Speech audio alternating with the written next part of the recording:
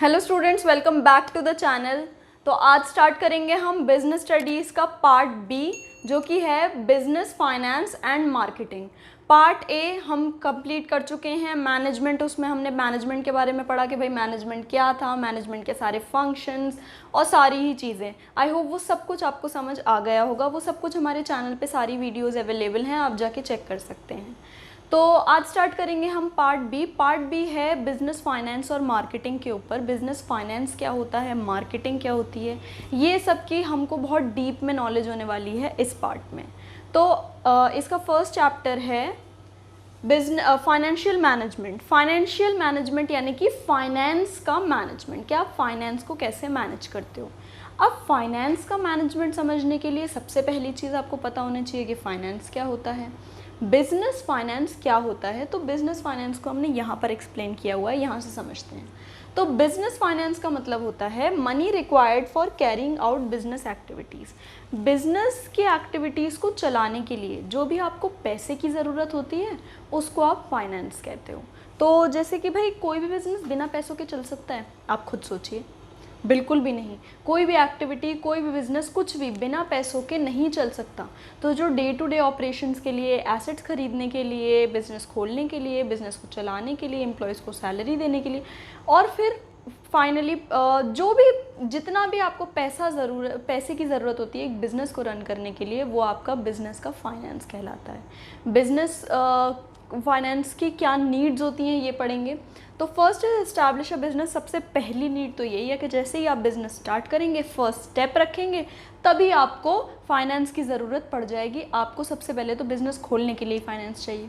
दूसरी चीज़, run a business, business को चलाने के लिए फाइनेंस चाहिए। बिना पैसे के बिज़नेस चल जाता है? एक बार आपने पैसा लगा दिया, उसके बाद आप बैठ गए, अब आप पे कुछ नहीं है। बिना पैसे के कैसे बिज़नेस चल जाएगा? आपको एम्प्लॉयज़ को सैलरी देनी पड़ेगी ना, आपको सारी एक्टिविटीज़ के लिए पैसा चाहिए कि नहीं चाहिए? तो मतलब आप एक बार पैसा लगा के बैठ थोड़ी सकते हो, बिज़नेस को रन करने के लिए भी आपको पैसा चाहिए।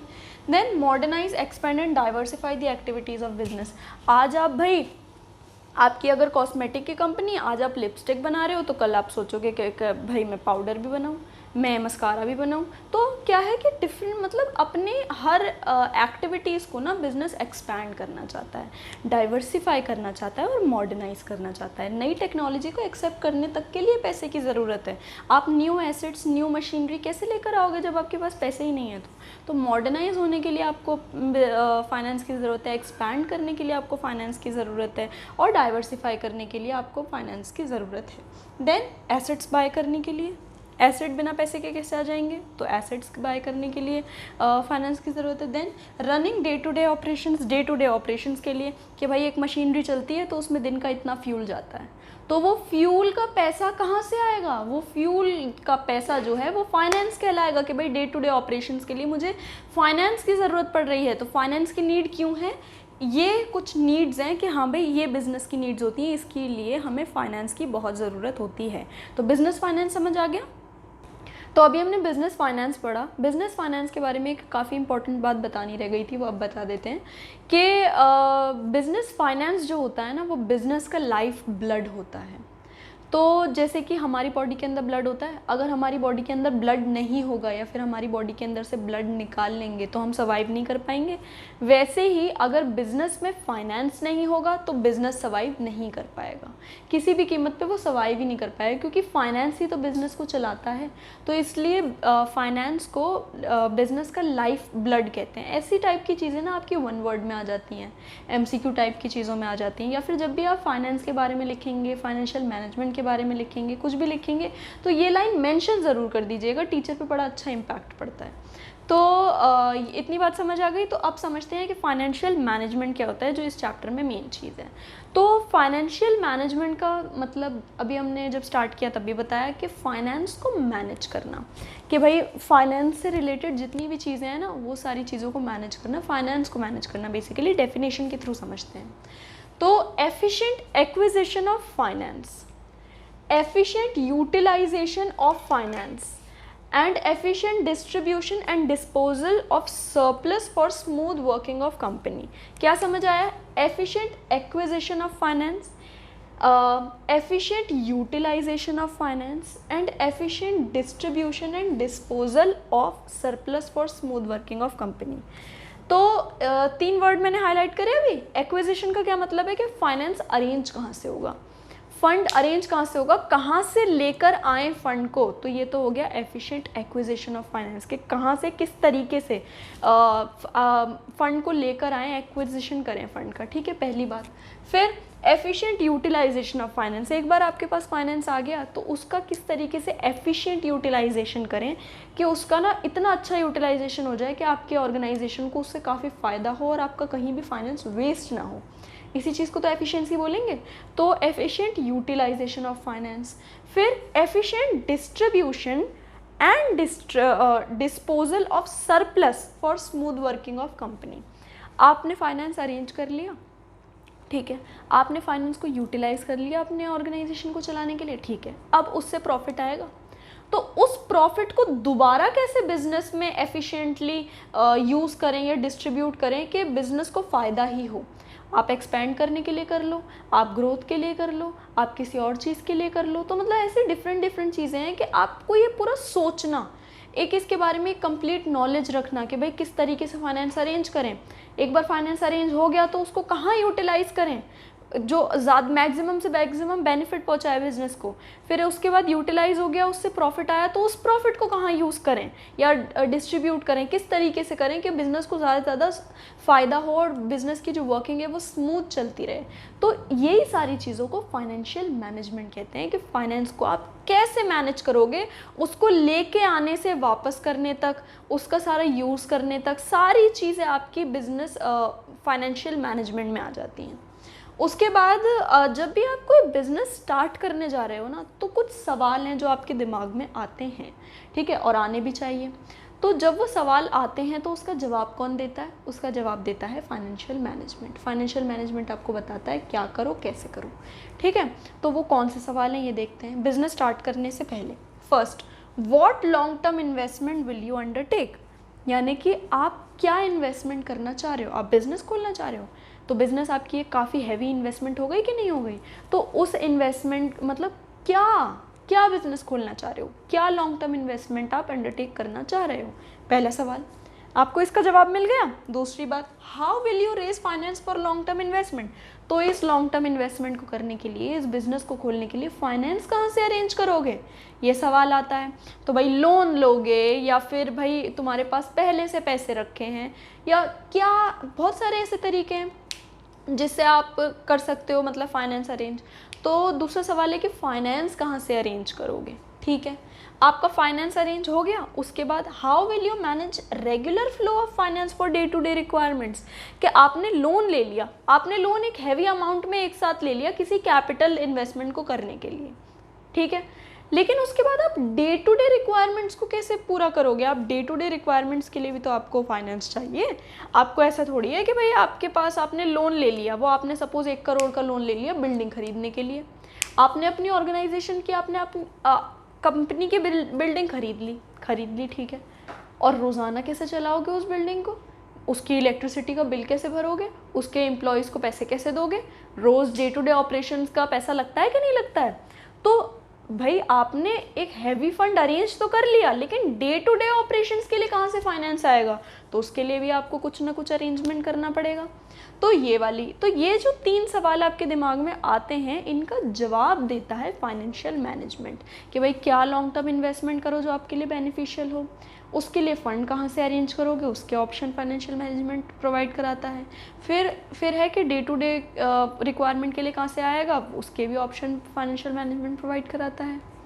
चलिए अब रोल पढ़ते हैं फाइनेंशियल मैनेजमेंट का। तो रोल का क्या मतलब है कि बिज़नेस के डिसीजंस होते हैं ना, बिज़नेस के डिसीजंस को फाइनेंशियल मैनेजमेंट किस तरीके से इन्फ्लुएंस करता है, क्या रोल है फाइनेंशियल मैनेजमेंट का बिज़नेस के डिसीजंस लेने में।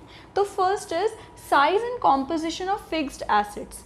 तो फिक्स्ड एसेट्स का साइज़ या कॉम्पोजिशन क्या होना चाहिए, ये हमको फाइनेंशियल मैनेजमेंट बहुत अच्छे से बता देता है कि अगर कोई एसेट लो तो वो कितना बड़ा लो, कितना छोटा लो। तो फाइनेंशियल मैनेजमेंट ये बताता है कि भाई तुम्हारे पास इतनी इन्वेस्टमेंट है, मतलब इतना इन्वेस्टमेंट करने को पैसा है, इसमें देख लो, इसमें ले लो। अगर कोई हैवी एसेट लेना है तुमको तो तुम फाइनेंशियल मैनेजमेंट को देखो और फिर उसमें तुमको पता चले कि भाई इतना तो पैसा है ही नहीं, तो फिर वो नहीं ले पाओगे, ठीक है। तो इस तरीके से एसेट का हो गया ना कि इन्फ्लुएंस कर दिया कि मतलब कोई कितना साइज़ लेना है एसेट का, कोई बड़ा साइज़ लेना है, छोटा साइज़ लेना है, कैसे लेना है। या फिर एक और चीज़ होती है कि भाई दो ऑप्शंस होते हैं आपके पास, या तो आप ख़रीद लो एसेट को या फिर आप रेंट पे ले लो।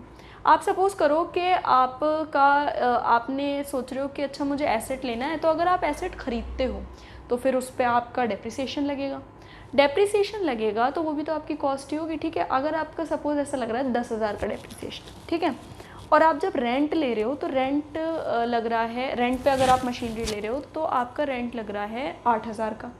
तो किस में फ़ायदा है, ख़रीदने में फ़ायदा है या फिर रेंट पे लेने में फ़ायदा है?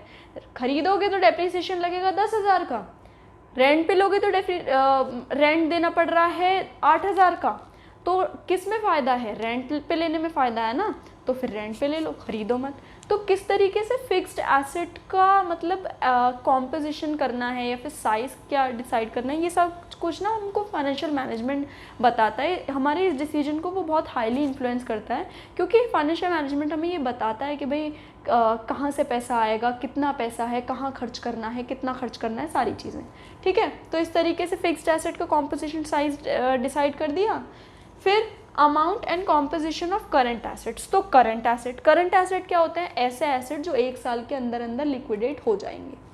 कैश, ठीक है, कैश तो एक करंट एसेट है ही, ठीक है। उसके बाद बिल्स रिसीवेबल, है ना, किसी से आपको रिसीव करना है, ट्रेड रिसीवेबल, आपको किसी से भी कुछ रिसीव करना है, छोटा मोटा आपने उधार दे रखा है जो आपको मालूम है 3 महीने 4 महीने 1 साल के अंदर अंदर आ जाना है, ठीक है। तो ये करंट एसेट्स का जितना कॉम्पोजिशन है और अमाउंट है, ये सारी चीज़ें भी फाइनेंशियल मैनेजमेंट हमारा बताएगा। तो क्या है कि ये भी आपकी कंपनी की प्लान्स एंड पॉलिसीज़ पे डिपेंड करेगा। अगर आपकी कंपनी की प्लान्स एंड पॉलिसीज़ ऐसी हैं कि हाँ भाई आप ना लोगों को उधार पे सामान देते हो, तो क्या होगा, आपके पास ज़्यादातर बिल रिसीवेबल होंगे, है ना, होंगे ना। आपके पास ज़्यादातर क्या होंगे कि भाई आपका ना ज़्यादातर पैसा बनता होगा लोगों से, लोग आपके पास आएंगे और उधार का पैसा आपको देंगे 1 साल के अंदर अंदर, ठीक है। अगर आपकी कंपनी की ऐसी पॉलिसी है कि आप सब कुछ कैश पे ही देते हो, आप कुछ नहीं देते, मतलब उधार पे आप बेचते ही नहीं हो, तो आपके पास कैश वगैरह का ज़्यादा वो होगा, आपके पास कैश ज़्यादा होगा, ठीक है। इसमें इन्वेंट्री और स्टॉक वगैरह भी आ जाता है कि आपने इकट्ठा बहुत सारा बना के रख लिया, अब वो बिक नहीं रहा, तो आप उतना बनाओ ना जितना बिके। तो स्टॉक वगैरह का ये भी तो एक करंट एसेट ही है। तो करंट एसेट का कॉम्पोजिशन, सारी चीज़ें, ये भी फाइनेंशियल मैनेजमेंट बहुत हैवीली इन्फ्लुएंस करता है। Then the amount of long term and short term financing, के आप फाइनेंस का अरेंज करना चाह रहे हो, आप फंड का अरेंज करना चाह रहे हो कि भाई आपको लोन लेना है या क्या लेना है, तो आप लॉन्ग टर्म लो या शॉर्ट टर्म लो। अगर आप शॉर्ट टर्म लो तो आपको ये मेक श्योर करना है कि आप उस लोन को 1 साल के अंदर अंदर चुका दो, है ना। तो आप ये देखोगे, फाइनेंशियल मैनेजमेंट आपको ये वाली बात बताएगा कि क्या 1 साल के अंदर अंदर आपके पास इतना पैसा हो जाएगा, क्या आपकी इतनी इनकम जनरेट हो जाएगी कि आप इस लोन को चुका दो। अगर नहीं तो फिर लॉन्ग टर्म लो। लॉन्ग टर्म है तो फिर उसका ज़्यादा इंटरेस्ट जाना है, क्या आपके पास इतना रेगुलर पैसा आता है कि उसका इंटरेस्ट पे करते रहो आप। तो इस तरीके की सारे सवाल हैं जिसका जवाब आपको फाइनेंशियल मैनेजमेंट देता है, और उसके बाद आप डिसाइड करते हो कि लॉन्ग टर्म फाइनेंस की तरफ जाना है या शॉर्ट टर्म फाइनेंस की तरफ जाना है। Next is fixing debt equity ratio and capital. Capital में डेट और इक्विटी का रेशियो आप फिक्स करिए। डेट क्या है और इक्विटी क्या है आप जानते हैं। डेट का क्या मतलब है, डेट का मतलब होता है उधार, कर्जा।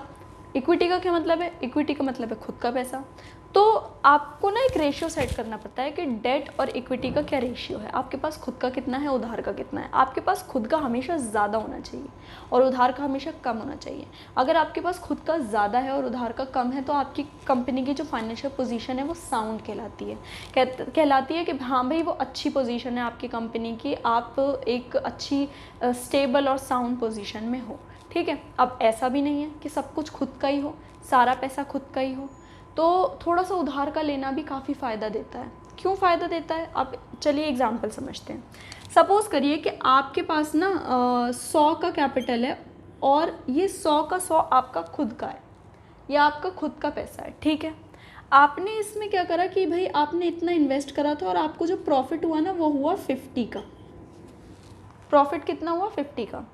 तो ये प्रॉफिट हुआ है और इतना लगाया था, तो प्रॉफिट का परसेंटेज क्या हो गया, 50% हो गया। 50% का प्रॉफिट आपको मिल गया, ये सारा आपका ही है, ठीक है। अब एक और चीज़ है कि आपके पास 80 खुद का था और 20 आपने किसी से लिया था। 80 आपकी इक्विटी थी और 20 आपका डेट था, ठीक है। तो क्या होगा कि अब भी 50 का प्रॉफिट होता है सपोज मान लीजिए, तो ये जो 80 है ये तो आपका खुद का है, लेकिन इस 20 पे आपको इंटरेस्ट देना पड़ेगा। मान लीजिए कि 10% का इंटरेस्ट देना है, तो 10% का इंटरेस्ट कितना हो जाएगा, 2 रुपये, है ना। तो इस प्रॉफिट में से 2 रुपये देने पड़ जाएंगे, डिडक्ट कर लिए, फिर भी कितने बच गए, 48 बच गए, ठीक है। ये 48 इसके होंगे। अब अगर आप ये देखिए कि 100 लगा के 50 मिले और यहाँ पे 80 लगा के 48 मिल गए, परसेंटेज क्या बैठ रहा है, 48/80 इंटू 100, परसेंटेज बैठ रहा है 60%। देख रहे हैं आप कि यहाँ पर 60% का प्रॉफिट हो रहा है और यहाँ पे 50% का प्रॉफिट हो रहा था। तो यही वाली बात आपको बताने की कोशिश कर रहे थे कि ज़रूरी नहीं है कि हमेशा आप अपना पैसा ही लगाओ, थोड़ा सा डेट लेना भी इम्पॉर्टेंट है, लेकिन डेट ज़्यादा नहीं होना चाहिए। अगर इसी सिचुएशन को आप उल्टा कर देते हो कि भाई आपके पास 20 खुद का है और 80 आपने डेट ले लिया, तो फिर भाई ये भी तो ध्यान रखिए कि इंटरेस्ट जाता है, इंटरेस्ट बहुत ज़्यादा जाएगा, और इंटरेस्ट ज़्यादा जाएगा, उसके बाद आप प्रिंसिपल अमाउंट कैसे चुकाओगे, इतना ज़्यादा उधार ले लोगे तो यही बात आपको बताने की कोशिश कर रहे हैं कि होना चाहिए डेट। ऐसा नहीं है कि आपके पास सारी की सारी इक्विटी हो, डेट थोड़ा सा होना चाहिए, उसका बेनिफिट हमने यहाँ पर आपको बता दिया, ठीक है, लेकिन बहुत ज़्यादा नहीं होना चाहिए। डेट हमेशा इक्विटी से कम होना चाहिए। अगर इस तरीके से है कि भाई 2 आपके पास खुद का है तो आपके पास 1 उधार का हो, ठीक है, ये आपकी अगर इक्विटी है तो ये आपका डेट हो। उल्टा नहीं होना चाहिए कि 1 अपना है और 2 उधार, नहीं, इक्विटी आपके पास हमेशा ज़्यादा होनी चाहिए, ठीक है। इतनी बात समझ आ गई। नेक्स्ट है all items in PL account, सारे आइटम्स पीएल अकाउंट के। तो ये फाइनेंशियल मैनेजमेंट जो है पीएल अकाउंट के सारे आइटम्स को इन्फ्लुएंस करता है। कैसे करता है, तो एक एग्जांपल हम लेते हैं। पीएल अकाउंट में ज़्यादातर कैसी चीज़ें आती हैं, सारी रेवेन्यू आइटम की चीज़ें आती हैं, ठीक है, रेवेन्यू नेचर की, कि जो कि बार बार होती हैं, इस तरीके की आती हैं ना चीज़ें, ठीक है। तो पीएल में जैसे आप सपोज़ करिए डेप्रिसिएशन और रेंट की बात ले लेते हैं, ठीक है, डेप्रिसिएशन और रेंट की। तो वही वाला एग्जांपल अगर हम ऊपर से उठा लें कि भाई फिक्स्ड एसेट लेना है, ठीक है, फिक्स्ड एसेट में इतना हमारा डेप्रिसिएशन जा रहा है और इतना हमारा रेंट जा रहा है, 10,000 का डेप्रिसिएशन जा रहा है और 8,000 का रेंट जा रहा है। तो क्या बेनिफिशियल है, 8,000 का रेंट बेनिफिशियल है। तो फिर आप मशीनरी खरीदो मत, उधार पे लो। तो ये जो रेंट और डेप्रिसिएशन है वो किसका पार्ट है, वो पीएल का ही तो पार्ट है, वो पीएल का ही तो पार्ट है। तो क्या है कि पीएल में क्या आइटम जाने हैं, इस चीज़ का भी डिसीजन अल्टीमेटली फाइनेंशियल मैनेजमेंट ने ही लिया है। क्योंकि जब आप डेप्रिसिएशन और रेंट वाली बात सोच रहे थे, मशीनरी खरीदने या फिर उधार पे लेने का डिसीजन ले रहे थे, वो आपने फाइनेंशियल मैनेजमेंट को ध्यान में रखते हुए लिया था। फिक्स्ड एसेट को खरीदना है या फिर रेंट पर लेना है, ये डिसीजन आपने फाइनेंशियल मैनेजमेंट को ध्यान में रखते हुए लिया था। इसलिए इनडायरेक्टली या फिर डायरेक्टली पीएल के आइटम्स भी फाइनेंशियल मैनेजमेंट से हाईली इन्फ्लुएंस होते हैं। अब पढ़ते हैं ऑब्जेक्टिव्स ऑफ फाइनेंशियल मैनेजमेंट। तो ऑब्जेक्टिव जो है फाइनेंशियल मैनेजमेंट का, वो तो ये कहा गया है कि फोरमोस्ट ऑब्जेक्टिव जो है, जो सबसे मोस्ट इंपॉर्टेंट ऑब्जेक्टिव है, वो है इक्विटी शेयर होल्डर्स की वेल्थ। अगर इक्विटी शेयर होल्डर्स की वेल्थ अच्छी है, अगर आप फोकस कर रहे हो कि इक्विटी शेयर होल्डर्स को मैक्सिमम से मैक्सिमम प्रॉफिट मिल जाए, तो इसका मतलब ये है कि पहले की सारी चीज़ें आप ऑलरेडी फुलफिल कर चुके हो, सारे ऑब्जेक्टिव्स आपके फुलफिल हो चुके हैं, ऑटोमेटिकली सब कुछ फुलफिल हो जाता है अगर इक्विटी शेयर होल्डर की वेल्थ जो है मैक्सिमाइज हो जाती है। तो कैसे, तो ये है कि देखो इक्विटी शेयर होल्डर जो होते हैं वो तो वैसे भी ऐसे लोग होते हैं जो सबसे एंड में लेते हैं, वो तो पहले ले ही नहीं सकते, वो तो सबसे ही एंड में पैसे लेते हैं, ठीक है, उनको तो सबसे ही एंड में अपना शेयर मिलता है। जब सब डिविडेंड दे देते हो, आप लोन पे इंटरेस्ट दे देते हो, सारी चीज़ें आप सारी अपनी जितनी भी लाइबिलिटी है वो सब कुछ आप कंप्लीट कर लेते हो, आप अपने एम्प्लॉयज़ को सैलरी दे देते हो, सारी चीज़ें जब आप कर लेते हो फाइनली, तब जो बचा कुचा होता है वो इक्विटी शेयर होल्डर लेते हैं। तो अगर इक्विटी शेयर होल्डर्स को ज़्यादा मिलेगा, इसका मतलब कंपनी ज़्यादा प्रॉफिट अर्न कर रही है। तो आप ये फोकस करो कि इक्विटी शेयर होल्डर को ज़्यादा मिले, इक्विटी शेयर होल्डर की वेल्थ जो है वो मैक्सिमाइज हो। अगर होगी तो पहले की सारी चीज़ें ऑटोमेटिकली फुलफिल हो जाएंगी, ठीक है। तो इसमें कुछ ये है कि भाई ये ऑब्जेक्टिव हैं एक ऑर्गेनाइजेशन के कि भाई फाइनेंशियल मैनेजमेंट के ये कुछ ऑब्जेक्टिव हैं कि फाइनेंशियल मैनेजमेंट यहाँ पर फोकस करता है। पहली चीज़ प्रॉफिट मैक्सिमाइजेशन, प्रॉफिट मैक्सिमाइज हो जाए। अच्छा, इक्विटी शेयर होल्डर वाली जो बात बताई ना, वो तो फोरमोस्ट ऑब्जेक्टिव है, ओवरऑल वही ऑब्जेक्टिव होता है, लेकिन ये कुछ ऑब्जेक्टिव्स और दिए हुए हैं, ठीक है। लेकिन ओवरऑल जो ऑब्जेक्टिव होता है ना, फोरमोस्ट सबसे मेन चीज़ जिस पे पूरा पूरा फोकस होता है वो वही होता है, ठीक है। चलिए यहाँ आते हैं। तो ये है प्रॉफिट मैक्सिमाइजेशन, कि प्रॉफिट मैक्सिमाइज हो जाए, ज़्यादा से ज़्यादा प्रॉफिट मिल जाए, ठीक है। Then maintenance of liquidity. Liquidity का क्या मतलब है कि कैसे कुछ आपके पास ऐसी चीज़ें हों, एसेट हो या कुछ ऐसा हो जिसको आप ना फटाफट से लिक्विडेट कर लो, यानी कि आप उसको जल्दी से जल्दी कैश में कन्वर्ट कर सको। जैसे कि आपके कुछ भैया बिल्स रिसीवेबल हैं, तो वो लिक्विडेट हो सकते हैं जल्दी जल्दी, आप जब मांगो वो पैसा आपको दे देंगे, ठीक है। आपके पास ऐसे कुछ एसेट्स हैं जिनको आप जल्दी लिक्विडेट कर सकते हो, ठीक है, उनसे आपको पैसा मिल गया। आपके पास कैश पहले से रखा है, तो जब भी आपको नीड हो ना पैसे की, तो आपके पास कुछ ऐसा होना चाहिए जो आपके पास जल्दी से वो लिक्विडेट करके आप पैसा अरेंज कर सको, आप उनको जल्दी से कन्वर्ट कर सको, ठीक है। तो लिक्विडिटी का मेंटेनेंस भी करना चाहिए आपको। Then proper utilisation of funds का प्रॉपर यूटिलाइजेशन हो, ये भी बहुत इंपॉर्टेंट ऑब्जेक्टिव है फाइनेंशियल मैनेजमेंट का, कि फ़ंड आपने अरेंज तो करें, लेकिन जो फंड है वो इतने भाई आप किसी से उधार लेकर आ रहे हो, तो उसका प्रॉपर यूटिलाइजेशन करिए, वो कहीं भी वेस्ट ना हो, ठीक है। Last is meeting of financial commitments with creditors. तो क्रेडिटर्स कौन होते हैं? क्रेडिटर्स वो होते हैं जिनसे आपने कुछ उधार ले रखा हो, ठीक है। आपके सप्लायर्स हो गए, उनसे आपने उधार पे सामान ले रखा है, ठीक है, तो वो क्या हो गए, आपके क्रेडिटर्स बन गए। तो अगर आप क्रेडिटर्स की जो लायबिलिटी है वो टाइम टू टाइम मीट करते रहेंगे, उनको कुछ कुछ पैसा देते रहेंगे, पुराना उधार चुकाते रहेंगे, इंस्टॉलमेंट देते रहेंगे, इंटरेस्ट देते रहेंगे, कुछ भी है, तो इस तरीके की जब आप लायबिलिटी मीट आउट करते रहेंगे ना, तो इससे क्या होगा कि भाई क्रेडिटर्स का जो है ना वो बना रहेगा आपके ऊपर ट्रस्ट, और वो आगे भी आपको क्रेडिट पे सामान देते रहेंगे, उधार पे सामान देते रहेंगे, और आपका एक सप्लाई का एक स्मूथ सप्लाई चलती रहेगी आपकी, ठीक है। तो ये भी फाइनेंशियल मैनेजमेंट का एक काफ़ी इंपॉर्टेंट ऑब्जेक्टिव होता है। तो ये 4 ऑब्जेक्टिव हो गए, और इसके अलावा जो मेन ऑब्जेक्टिव है वो तो इक्विटी शेयर होल्डर की वेल्थ को मैक्सिमाइज करना है। तो ये ही ऑब्जेक्टिव होते हैं एक फाइनेंशियल मैनेजमेंट को करने के। तो आज हमने पढ़ा कि बिजनेस फाइनेंस क्या होता है और फाइनेंशियल मैनेजमेंट क्या होता है, इसकी नीड क्या है, इंपॉर्टेंस क्या है, ऑब्जेक्टिव वगैरह क्या है, ये सारी चीज़ें हमने पढ़ी। तो एक बेसिक इंट्रोडक्शन आपको मिल चुका है, आई होप आपको समझ आ गया होगा। आप साथ के साथ इसके नोट्स बनाते चलें, दोस्तों को शेयर करना बिल्कुल ना भूलें, चैनल को सब्सक्राइब ज़रूर कर दें। मिलते हैं आपसे अगले लेक्चर में। Thanks for watching.